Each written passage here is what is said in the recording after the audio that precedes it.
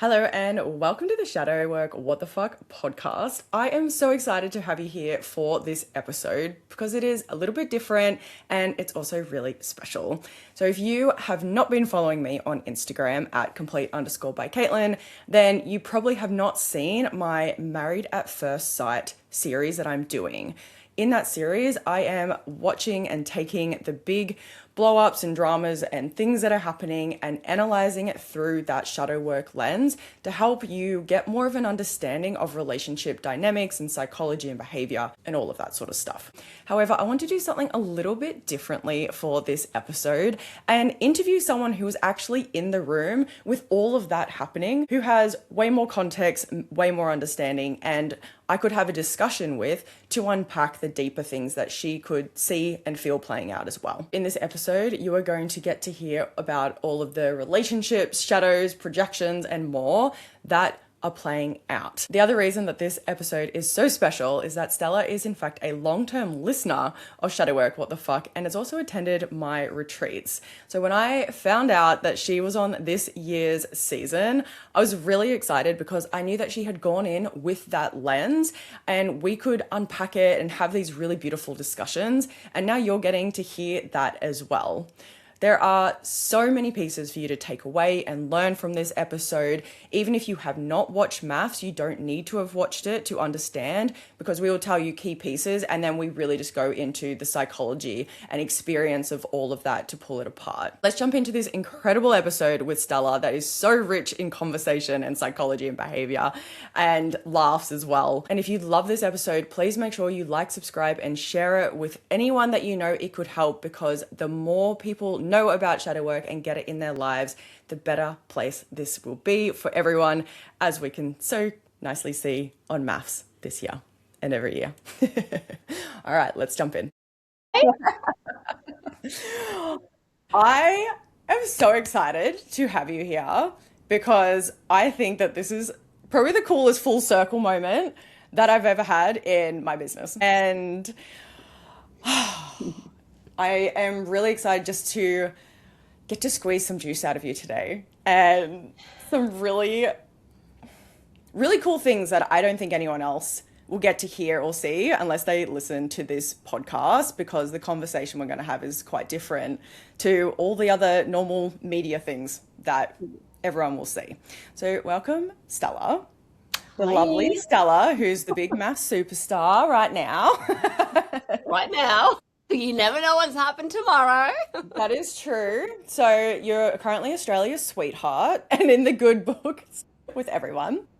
And for those of you who don't know what MAFS is, it's Married at First Sight, and the Australian season is currently airing. We're about to go into week 4 next week. So we just finished week 3.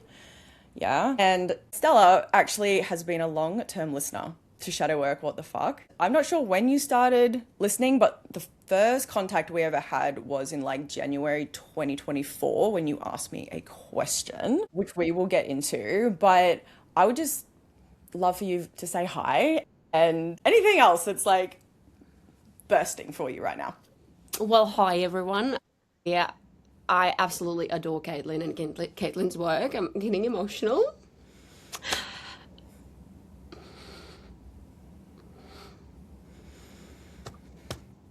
You really helped me. Yeah. And I'm sure that you actually will continue to help me and many other people. Yeah.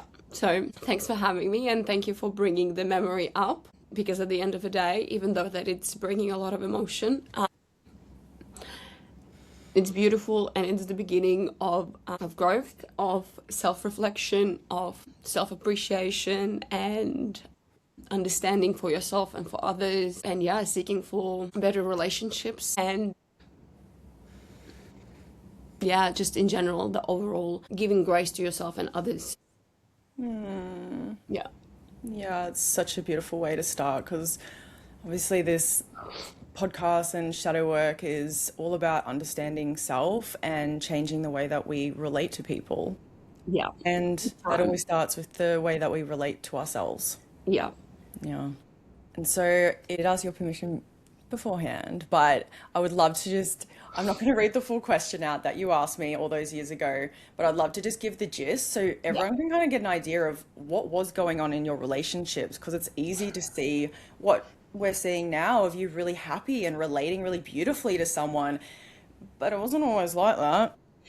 And I said as well to people like 2 years ago, I wouldn't have been able to accept to even put myself out there to be in the spotlight and actually like I think yeah in life actually going through the bigger breakdowns and bigger heartbreaks and bigger challenges actually encourages you to sit with that, peel the layers, understand, and actually propels you for the growth. So yeah, like and the thing is, I think being grateful for that, being grateful for the pain and all the everything, because you're able to then enjoy the beauty of life, the simple things in life.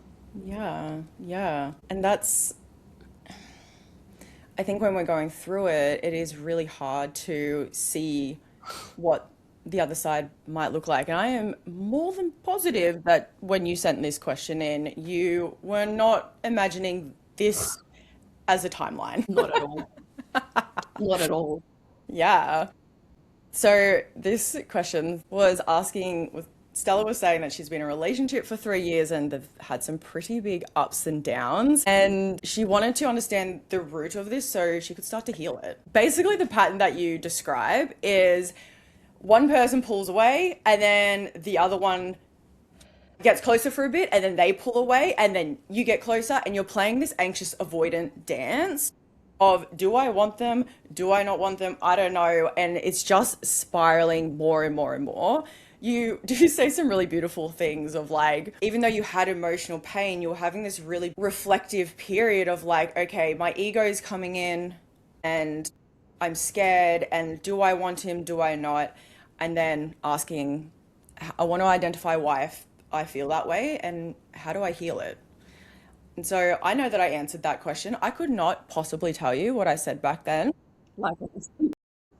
But the next thing I knew was that I was on a call with you and you were signing up to come to the Shadow Alchemy Retreat, which was Ignite Retreat back then. Yeah.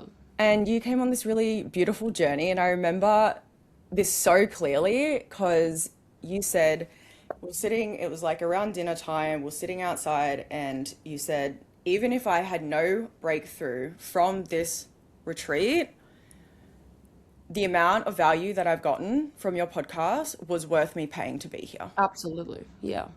Absolutely. And those words were just so special and meaningful to me. So thank you for sharing them because obviously they live rent free and just remind me why I do this. Yeah. And I would just love to hear a bit of reflection on, moving from that anxious avoidant dance to now what we can see. We don't know how it pans out, but what we can see is someone who's quite secure in their relationship. Look, how do I not spoil things? I know. Uh, the thing is, like, you do need to support, not only from your partner, but from your surroundings, I think, to heal those patterns. And I think that's what a lot of people fuck up in their relationships because they don't have that support, the right support. Not that support of like, my partner did this, and then you go to the girlfriends and the girlfriends say, yeah, fuck him. You're right, he's wrong. But the support where like, hey, no, actually, I think you could be in the wrong, and this could be the pattern that you're playing right now, and it's really up to you to put, the effort and whatever. So I just realized how being in the experiment actually it also held us to that account, to because viewers will be able to see, us going and talking very openly about what's coming up, and then the experts giving the advice, and then the producers also stepping in and offering that support. Because when you are left to your own devices, I think people just, yeah, as much as you have the awareness when it comes to relationships, it is just another beast. You do need a sounding board around you to support. Yeah, I agree. And this is, as you know, what I've been moving into recently because I have had to navigate so much in my relationship to get to where we are now and happily married. And I'm like, honestly, everything else is a walk in the park. Yep. Relationships are such fuckery because you're like, I don't know, like, is it a story? Is it not a story? Am I gaslighting myself? Is this a red flag? I don't know if it's a red flag. And then not seeing yourself because you're so focused on them, and then your attachment shit comes up, and you're like, and I think that piece of having people surrounding you that aren't just going to justify your bullshit Yep. as much as you can. Yeah. But the thing is, I feel like men most likely don't even have that support. And then women, most of the time, do surround each other with the people that enable the behavior that is not beneficial for the relationship. And another point is as well, like if you are single and you surround yourself with single people versus if you are in the relationship and you surround yourself with single people, that's going to be also a mismatch in values and how the advice that you're going to get from and yeah, stuff like that. So, Yeah, I definitely agree. And I've been supporting a lot of friends over the last year in relationships because I'm realizing just how much of the information out there is a very black and white, and it's like it's either this or it's this, and it's like no, it's not. It's so much more complex than that. yeah, And then not being able to see it clearly, and I'm always for the loving bitch slap, and that yeah, sometimes they'll be like, oh, I don't like this thing, or I think this is a red flag, and I'm just like, no, it's fucking not. That is yeah, not a red flag. And you want it to be a red flag because this love is activating you because you don't know what it feels like to have safe love and you don't trust it. And so you want to run away. So you're nitpicking every little thing and then get them away from me. yeah, Where I just watched you with someone else for 2 years justify every fucking shitty ass behavior they did. And what was the reason? Because they were funny. They were mm, funny. They made me made laugh, me and I laugh. think that's a good reason to stay with them. Yeah, yeah, yeah. My very first trigger was probably feeling safe in the relationship. I'm like, yeah, nah, I'm bored. Yes. Right? Because you're like, wait, I'm not activated. My system's not like hyper Yeah. vigilant, and I feel really calm. And now I'm just bored, and I don't know what to do with my time. And what do you mean I don't have to think about my relationship 365 days a year, 24/7, and stay awake? Yeah, yeah. When the relationship is bad, it's so consuming. It's so consuming. When the relationship is good, it's like, Oh, what do what do I do with this? maybe I can like thrive in other areas of my life. That'd be Yeah, weird. right. Yeah, yeah, yeah. I would love to, though, that piece on starting to feel safe and also starting to feel bored. What Mm. was the thing that helped you the most settle into the like, maybe it's okay to feel like it doesn't have to feel activating? What helped me, I think, obviously the awareness, and I spoke about it openly instead of holding it within myself. So I spoke about it openly, and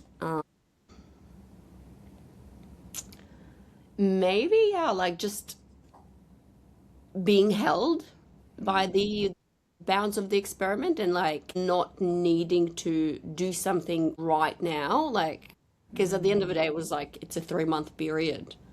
Yeah. So may as well just give it a go. That is fair. That is fair. That's Yeah.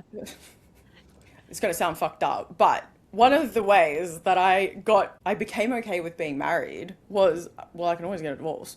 Yeah. Well, Right? It yeah. doesn't have to be forever. Do I want it to be forever? Yes. And people might say, that's a really, aren't you manifesting that? Or, but, and I'm like, no, actually, I'm giving my nervous system the safety that it needs to be able to settle in this thing, Yeah. you Yeah. know? Yeah. So, okay, what I'm actually hearing is boundaries. Boundaries and people that won't give you bullshit. Yeah, and obviously not everyone's going to go onto a lovely 3-month experiment where you're locked away from the world, but it's having that accountability, having someone who you know is in your court for you to actually grow and to succeed the way that you want by giving those reflections and the hard pieces. Because it's like sometimes you are the problem. Oh yeah, I was saying there's a funny quote, like you will look like I can't revert it word to word, but I was saying something in between the lines. You're looking to find the perfect partner, and then you find it, and then you realize you're the bad partner. That has been my whole thing recently as well. I'm like, being in a toxic relationship is way easier than being in a healthy one because you realize why you're in the toxic ones for all of those years because actually you have a lot of accountability and responsibility of what happened in those and staying in them. I get to focus on them being the problem. Yeah, yeah, yeah, yeah, and that was definitely my thing in the past as well. Yeah. I wanted to, fix someone else before fixing myself. It's Yeah. wild, wild. What's been the biggest learning about yourself and your patterns that you can see clearly through being in the The experiment, not the relationship, the experiment so far, and that could be in the relationship, it could be other aspects of the experiment. Yeah. I really don't like to be told things. Like, I really don't like to be told. That's what, Interesting. that's one of the very big realizations. So it was, yeah, I had to check myself in, because if you want to be in a marriage, you're probably going to have to listen to your partner sometimes. So it's important then to find the partner that you actually want to listen to. You have to find a partner on your level, mentally, spiritually, physically. Like, you won't listen to the person that you don't look up to, I don't respect. you don't respect, yeah. And Yeah. I think a lot of women do not respect men these days just because, it's just, I don't know why, but I do see a lot of that.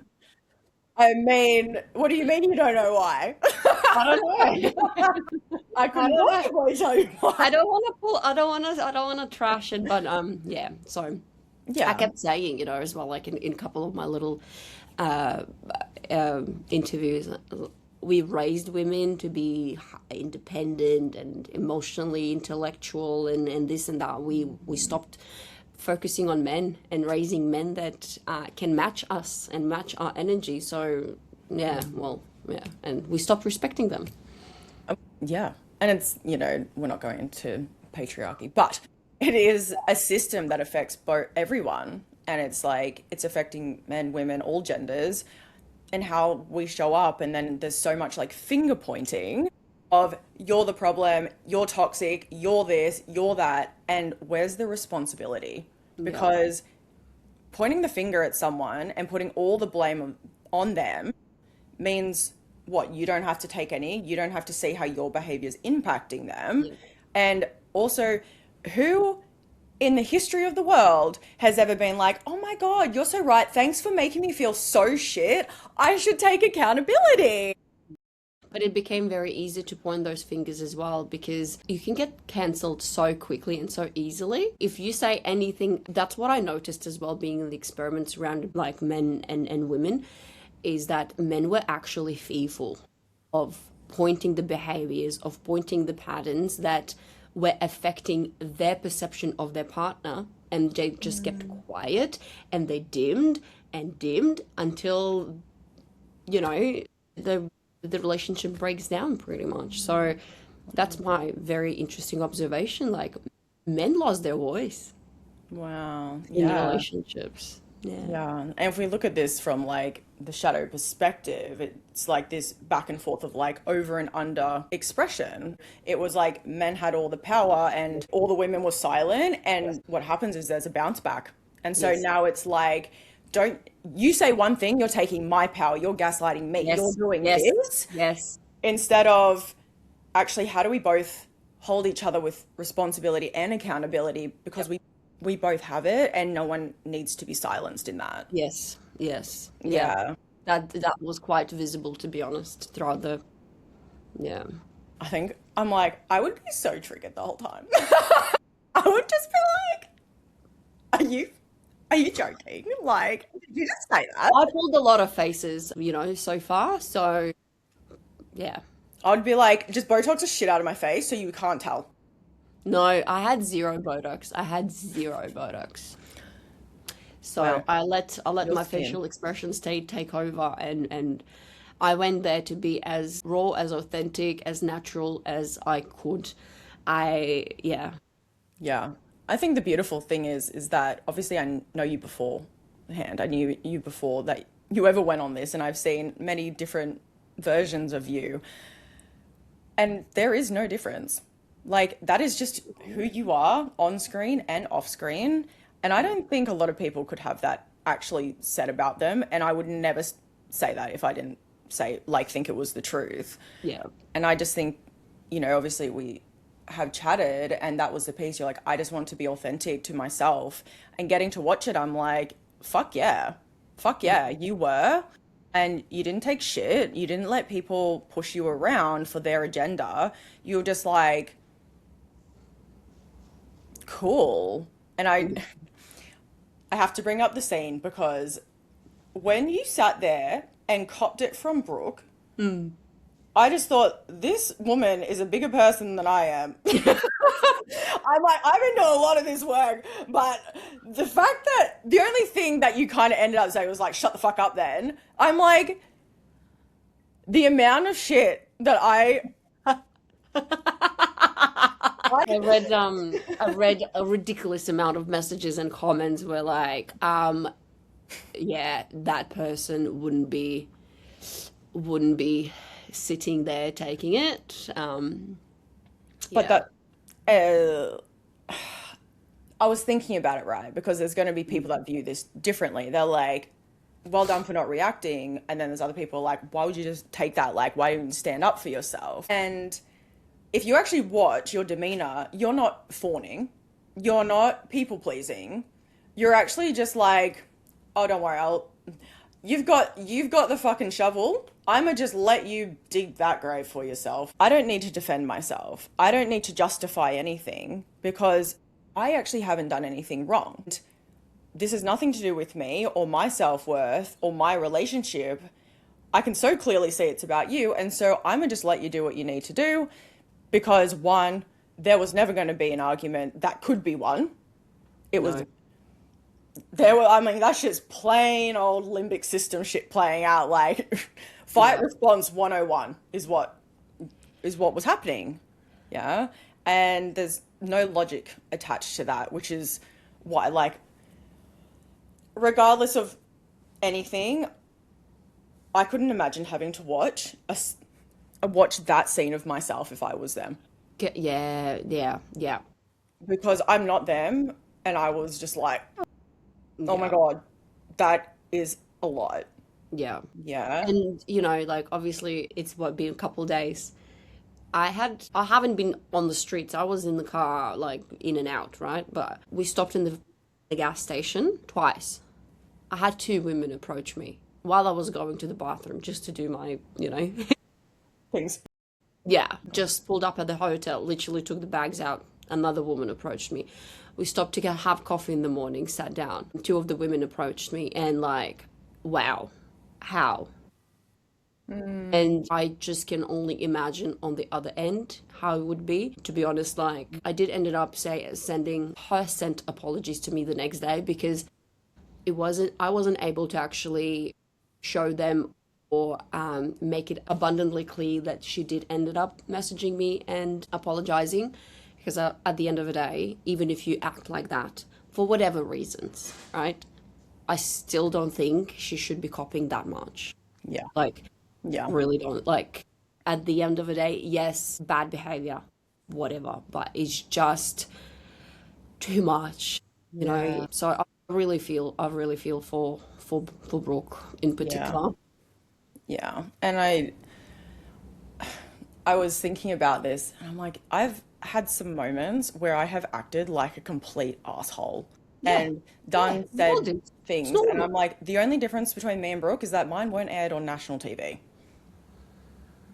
And I think if everyone took a moment to reflect on their behavior over their lives and things that they've done, everyone has done something similar in some way, whether it's very obvious and at someone directly, or the gossiping or the manipulation behind their back, the passive aggressiveness, pulling on strings that you know is going to hurt that person. All of that's the same behavior at the end of the day. It is, my intention is to lash out and to regain power in that moment for whatever reason. And we can reflect on it and be like, okay, fine, that was not the best. That was not the best. That was a really fucking bad thing to do, and I own that. Yeah. But my mum always taught me we have to separate the person, the human being, from their behavior. Yeah. And it's so easy to go, okay, well, Brooke is this horrible, nasty villain. We just want someone to be the villain, so we don't have to own the fact that we've also done some fucked up things, and it's reflecting parts of us back that we don't want to see, that we've made wrong, or we pretend we don't have. But when it comes to us being really heightened or triggered or drunk, They come out. right? They come out and we go, oh, it wasn't me, it was the alcohol. It fucking was you. Yeah. And so it's easier to go, that's them, this is me. It's like, actually, if we stopped and go, how could that be me? Or how has that been me? And what situations could I end up in where that comes out to make sure that I don't end up there? Look, let's be honest, that is very extreme. Of course. That was very extreme, right? But yes, I agree. We all probably done, a here and there and, whatever. I call it Toxic Tuesdays, okay? I'm going to brand it. You have to allow a little bit of that toxicity live and be acted out in life. Usually, I think, it's the partner that gets that end of you and not the public, in my opinion. I don't know. Everyone lives differently. Maybe they're really nice to their partner, but they're shit to the public, but whatever. I think that you can't, as you say, put those thoughts, feelings, whatever, so deep in yourself that comes out in such a big fucking volume.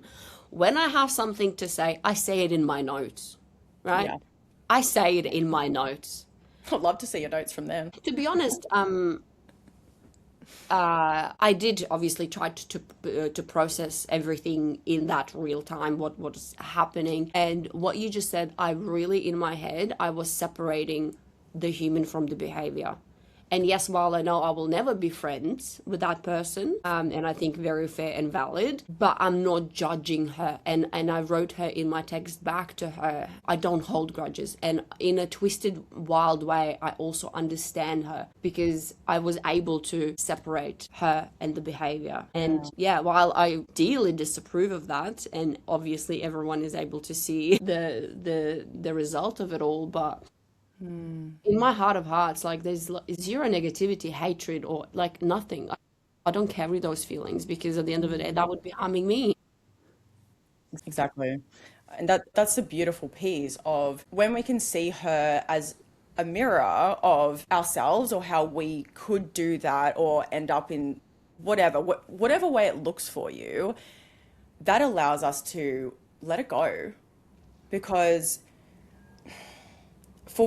I have plenty of reasons of why it played out. Everything from status, power, the fact that she clearly, in that what it looks like is that she has gotten all of her self-worth from being number one in the room. Yes. And that's what I said yesterday in my interview. Yeah. And there's the patriarchal influence of that's what happens with women is that there's like one top dog and then there's usually a couple of minions and they have this big song and dance, and the person who doesn't react to it becomes a threat to the hierarchy. Yep. And because you weren't reacting or responding the way that she wanted you to by either lashing out, which she would have just turned that on you, or like bowing to her, she's like, let me put you in your place then, because you are threatening my version of the world, and in my version there is only hierarchy and only I can be here because otherwise I don't feel safe, and so let me put you down. There's in that clip there was a thing that obviously was massively cut out, The thing is, at the red and green light thing, obviously we saw how she came across, and there was quite open attack towards me and the relationship. You know, it started with like, is that a Chanel watch? A Chanel watch? Right, so It is, isn't it? It is. She tried to rattle me in like most interesting ways, but I didn't get the bar of it, and I just focused what I came there to focus for my partner. And in my interview, I ended up saying what was aired. I was like, it showed like she was lacking empathy. She felt very icy, feisty, and cold. And I promised to myself going into the experiment that whatever I'm able to say behind their backs in front of the cameras, I have to be able to say in front of the people, face to face. And if I don't have the guts, like, who am I? I'm a just stupid little girl, like trying to be cool in front of the cameras, but then not being able to carry the same energy in front of the person. So we ended up filming that, and I ended up asking her, I was like, Brooke, are you a cold person? I'll just ask her, straight face, straight there and then, you know? And that's where I think she got the reason to go and attack me further, you know, and elaborate further. The conversation at the dinner table was basically pretty much over that. I said, Brooke, at the end of the day, I asked you a question, if you're a cold person, because in the way I perceived, the end that I perceived was quite cold, the way you were talking to me. And my reason being not to offend you, not to put you down. And if I offended you or put you down, like, I apologize. There's nothing in my blood, in my body, to offend you with that question. But that's the personal standard that I had to myself going into the experiment, where I knew I will be interacting with very different people, with, you know, men, women, producers, and I was like, you know what, I'll live up to the standard that I gave myself. And yeah, but yeah, since that wasn't aired, it just seemed Kind of out of place. yeah. And it was over this question for her, straight face to face, are you a cold person? Yeah, it's interesting because like her reaction says that she's internalizing that, right? So she's going, oh my God, she sees that I can be a cold person. And now I'm angry at her because she is highlighting a part of me that I don't want to see. Yes. And so then it becomes big and almost I'm trying to prove it. I'm a girl's girl, right? And it's like, So the girl's girl happened before I asked her a question. okay, yeah, She cool. first attacked on me. She first put whatever the target she had on me. And after that whole incident about, you know, her saying I'm a girl's girl and you didn't stand up for Mel and all that stuff, that's when we finished filming and we went downstairs to give the interviews. And that's where I ended up bringing it up after the whole thing. And I was like, yeah. Okay, and then it just kind of like kicked off. Yeah. But that was also the reason why I was able to stand up and approach her time and time again to actually openly talk about it, because I understood that for whatever reason, I'm threatening her. Yes. And I'm like, I'm not a threat. I'm here. I'm coming to you face to face. I'm talking to you. I'm not flying on a high horse, you know? Yeah. But that is so not normal, unfortunately, is like the only reason is that you are a threat and you want to pull me aside and have a chat because you don't want to do it in front of people because you're going to say something really nasty to me, or they're going to see that I'm giving in to you and giving you power. And so I'm going to keep saying no because I need to hold that peace. And that's the comment about the Chanel watch thing made me laugh because, you know, this scene. You're like really pretty. thank you. So you agree? What? You think you're really pretty? That scene from Mean Girls is the same communication and power style that's being unconsciously communicated. I didn't react. Exactly. I literally looked at her and I just like continued talking. Sorry, babe, but that was the moment. That was the moment where she was like, you're going down. Because you haven't fed in to my thing of, because if you're like, oh yeah, it's a Chanel watch, like, what of it? And then it would have gone somewhere else, but you have now just given her the reaction that she was looking for, and that would have given her the power because you didn't react, she's like, let me find something else. And so she found everything else. Yeah, gotcha. Yeah. Yeah. I found it so bizarre. Oh, I think she even stood up and walked up to me to check it. That's so random. So random. But yeah, I mean, I would rewatch Mean Girls after. You should do it, and then you'll be like, oh my God, this movie makes so much more sense. I don't think have I ever watched it? I don't know. Oh, I don't know. it's like the Mean Girl archetype, which is, it's quite unfortunate because the Mean Girl archetype is actually the embodiment of the things that we tend to look up to and tend to become successful.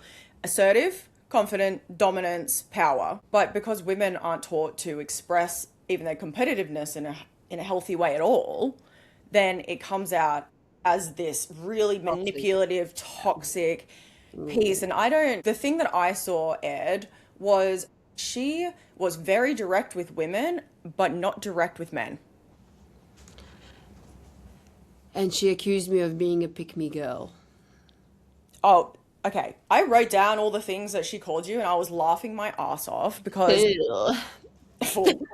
but just like fake, for starters. Oh fuck, I don't even know what the other ones were, but there were so many, and I was just going, babe, like, you're projecting all of your shadows onto her, and what you're saying is quite literally, oh, dumb.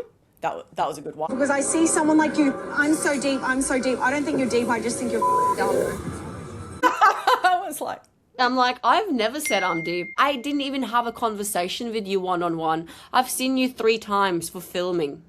yeah, yeah. So it was like dumb, fake, bad person, and like she revealed all of her own insecurities, all of the things that she is ashamed of, doesn't want to see within herself. And like, yes, she can, and she has said this, right, of, well, the producers got me really drunk and they amped me up and all of that. But at the end of the day, it's a part of you. That's like me being like, I got really drunk and I had sex with a stranger. And my husband's like, I don't care. That's a responsibility. Yeah. And Yeah. so it's, you still allowed that to be there, to come out, which does tell me that you've got a fucking lot of work to do. And it's never okay. And this is the mirror piece from earlier. What we can see in her, and if we go, that's her, she's like that and not me, she's become like that because that's what she does. And she goes, that's you, not me. And so she doesn't see all of the ways she is like that. And so then it comes out in these really toxic, harmful ways, rather than, you call it Toxic Tuesday, sometimes I just call it conscious toxicity, where it's like, I call my friend and go, I just need 5 minutes to vent, Yes. you know? Yeah. And it's like, I'm doing this so it's not harmful to anyone else. It's not harm, you know, and it's, yes, I need that part of me to come out. But if I pretend that that's not there, it will come out. Because when I used to drink, I used to turn into such a bitch and so snarky, and all of this shit that I had repressed to be nice would come out onto those around me. But Yeah, and if you actually play it back, that girls event at the end, she's like, "Yeah, I'm tired of being the nice girl. I'm just gonna be me." I'm like, "Hello." maybe a little bit like less, less that hard, you know, because you can be both, and Yeah, that's and that's the thing. Like, I think people like, yes, I'm getting a lot of praise online as well, but at the same time, like, you can have the toxic Tuesday. yeah, You can call someone bitch from time to time. yeah, and that's the piece of like, just own it, Yeah, you yeah. know. It's so funny because, like, I'm never like, oh my God, look at me, I'm fucking sane. I'm not like that. Like, people who know me, I'm, I don't know, like, I'm not like that. I'm not like, oh my God, look at me, I'm a goody goody. What? I mean, I can also say that no one comes into my world thinking that they're going to get away with that either. Like, because it's like, that's just not the way that I am or want someone to be. I don't want you to be like, oh, this is my mask and I'm such a nice Yes, person, because I'm like, yes, brighter the yes. light, darker the shadow. Yeah, Exhibit yeah, A, B, C, D, and E. yeah, Right? yeah. And just fucking own the things. And I'd be so curious of like how much you could see of people's shit playing out. You know, Gia, for example, is like, Okay, it took me 3 months because yes, I'm very kind and soft, right? But people perceive me as this like one way, and they obviously they don't see the other side because not everyone deserves to see that side of you, right? yeah, But as a result of it, I'm always extending, the benefit of the doubt, the olive branch, this, the that. And it took me 3 months until I finally, in my mind, I was like, okay, this person is a no-go for me. She's not safe. Yeah. So I don't write off people.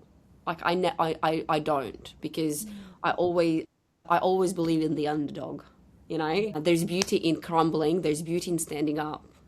yeah. But it took me 3 months, and I'm like, I put that person, she's not safe. That, if anyone can take anything away from this, it's you can have compassion Yeah. without reconciliation, without a relationship. Yes. Because if someone is not emotionally safe, yeah, you can see your parts and your traits and their shadows and all of that. That's cool. You don't need to be friends with them. You don't need to be in relationship with them.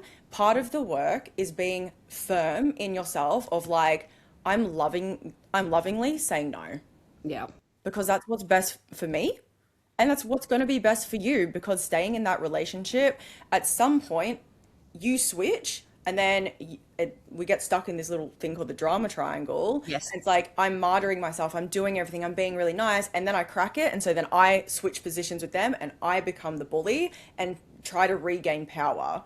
And it's just like, if you knew from the start this person was never going to make you feel emotionally safe, you should have walked away. We're going to start to wrap this up. 2 final questions. 1. Yeah. What was the most supportive, either frame, tool, thought, understanding for you throughout your MAFS journey? Always checking in with myself. How I'm feeling, have I said anything wrong? Should I take accountability for this? Am I being reasonable? Am I being like always checking in with myself? Yeah. Just seeing, yeah, I love that piece of like, where can I take accountability? Have I actually overstepped here and maybe perpetuated something or did something that wasn't actually kind? And how can I apologize for that or take that accountability? Yeah. I love that. I really do. It is, I'll be curious. Okay, one question. You said not everyone's going to be happy for your happiness or whatever. Yeah. When you said that, where did it come from? I definitely know that that's like my experience. And I think it's only human for it to let it happen, but I let sometimes outside noise and outside people influence my judgment and my decisions. And I think I had a prehistory of that. And I think that was a realization of how when you are in your own real world, right, you don't tell them people, shush, let me make my decisions, right? Because you trust them people, because they are in your inner circle. Then being in the experiment, I was actually able to break that pattern because I realized these people don't know me from a bar of soap. They don't know Philip. And those opinions cannot infiltrate me. And I had to separate it, and I wanted to protect it because what we had was a beautiful initial connection. But if that connection would have been in the outside world, and if my outside people would have started to say, I don't believe he doesn't have any red flags, I would have probably sat there and I'm like, nah, of course he fucking has red flags. Let me find them. You know what I mean? Yeah. And that's, I mean, there's a piece of one, these are my friends, and so I have connection and belonging with them. So I want to continue to belong. Yes, friends. That's where the also another realization that comes into life as well, like being there, that sometimes it's okay to really shed. Like it's okay because you won't grow in the soil that's been overused. Yeah, it's just like sometimes we gotta do some weeding Yeah. and fertilizing. So yeah, so that was like I wanted to protect that because I didn't want to allow these people, that noise to infiltrate because I felt like, oh my God, like this is a beautiful person. Yeah. Yeah, I Yeah. feel like they kind of set you up too. They were just like, is there anyone in particular? Yeah. Oh Say yeah. the It was word. it was very pushed. It was very pushed. I didn't want it to say anything. You just like, yes, it was triggered from circumstances, but it wasn't actually specifically at someone. It was No. just like, oh, No. this is a reflection that I'm seeing and I'm bringing it. But then it just kind of got pushed because they obviously wanted a narrative. Yes. And I just kind of watched you just be like, fucking hell, here we go. And I Oh, just, look, I said like, no, I'm not saying, no, I'm not, no, I'm not, no, no, no. yeah, And then it was push, just push, push. asked 3 times. And then that's where Brooke was like, yeah, that was me. Oh, that's I right. didn't even have to say a word, and I wouldn't have said a word. That's the funny thing is like, again, these are so many power moves she makes of like, I'm going to say it before you can, then fine. Oh, by the Yeah. way, you're a snitch. Yes. Well, actually, you snitched on yourself, babe. Like, Yeah. I didn't say that. Yeah. And even the stop playing the victim, no one ever said that. No one said those words. No one had to, darling. It was implied, Yeah. right? There's, I don't know, like you study literature, right? You study the metaphors. But it's energetic as well. Yeah. It's just like, and I think that's such an interesting thing people should catch in relationship and power plays is that they will use that of like, don't play the victim, which is then taking Shuts away, you down. yeah, shutting you down. It's character assassination. It makes you look like whatever. And then also, I didn't say those specific words. So now I'm gaslighting you because technically I didn't. And it makes you doubt yourself if you allow that. And it's, yeah, I've clocked a lot of the power plays throughout it. And I think if you ever want to, like just I'll send them to you and Yeah. re-watch how she does it because it is a great masterclass in how people hold power in social settings. Wow. Yeah. And she created this, right? Divide. So there's Yeah. the people who, there's very clearly people who are in and people who are out. And if you're out, you are a victim, you are fake, you are this, you are that, you're not good enough. And so that keeps the people who are in wanting to be more in because to Yeah. be out is to be And the shamed. loyalty, huh? Yeah. Yeah. Because if you're Yeah. out, you're shamed and ostracized. Yeah. Yeah. And we're human. And Yeah. we're And not human. everyone is able to walk that path, like they're so, yeah. Well, especially if you have, and this is my observation around like Gia and Beck, is they have some pretty deep wounding from their past around being bullied and about not fitting in and being, one was overweight, one just, she says that in her interview of like, I never fit in, I didn't have any friends, I was severely bullied. And so, of course, she aligns herself with the person who holds the most social hierarchy because that is allowing her to feel safe because she doesn't have that within herself. And even when Brooks, she thinks it's not there, you can tell she immediately. And so she's outsourcing her own power and Yeah. confidence. Big And time. Big time. unfortunately, she just follows that. And I think that Gia, she would have a lot of potential if she looked a little bit more clearly at maybe who she wants to align herself with and what belonging actually means when it's not about being the prettiest or the loudest. And it doesn't need to be a competition, like that's the saddest part about it. We can Yeah. all thrive and be there. It does. And the boys actually show that.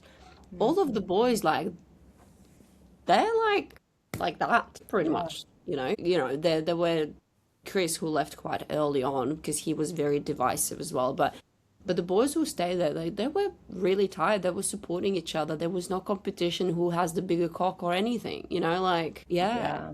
And Yeah.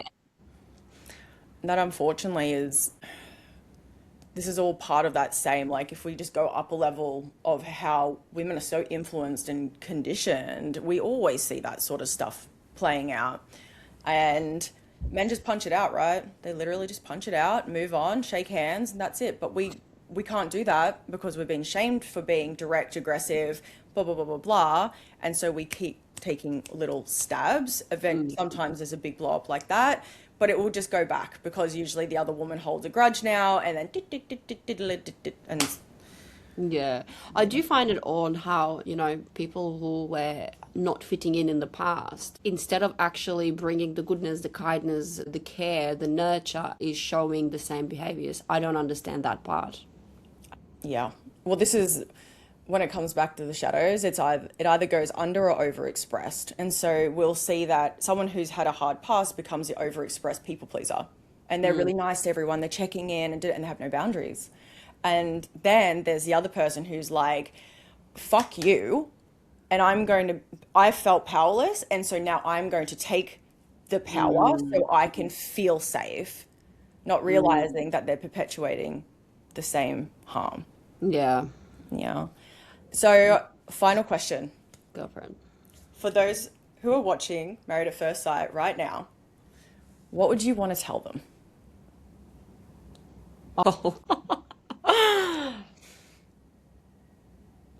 Okay, so the way I always watched Married at First Sight is as part of a therapy that you don't need to pay. So when you are watching the behaviors, the relationship, the patterns, everything, don't watch it to judge the people. Watch it to put yourself in the same position or shoes and understand there is something for me to learn there. Watch it through the lens of what can I learn from this? Because I think a lot of people really get carried away with the drama and point fingers and, this is villain, the whatever. Like, we all spectrum of the human emotions, right? Like, we're not one-faceted people. Just understanding that, there's always to learn something. And just stop the judgment. Yeah. Just really stop the judgment. It's a perfect tie-in, right? Of instead of just, is the behavior wrong? Yes. And know that. So if anyone ever does that in your life, you can call it out and say, no, that's actually not acceptable.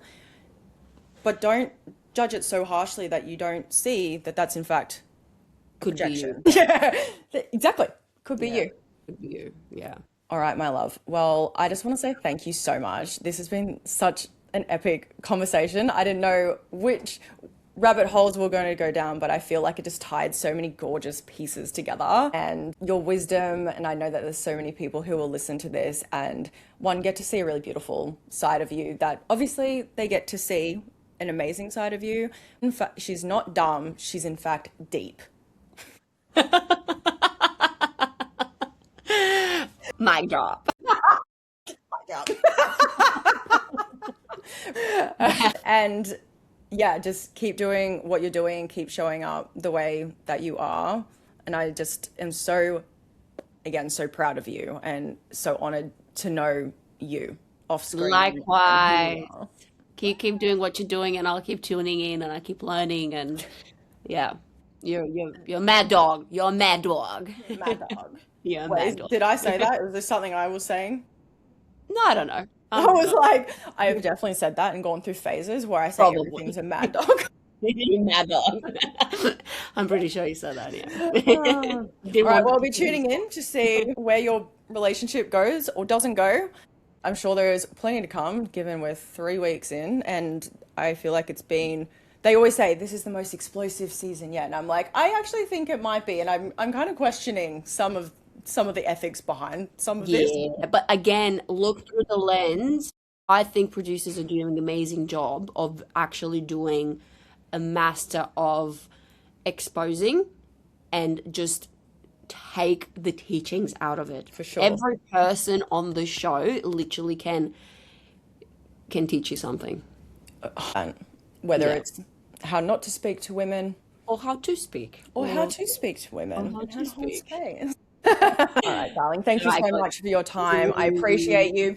Likewise. Thank you. I'll chat to you soon. Bye.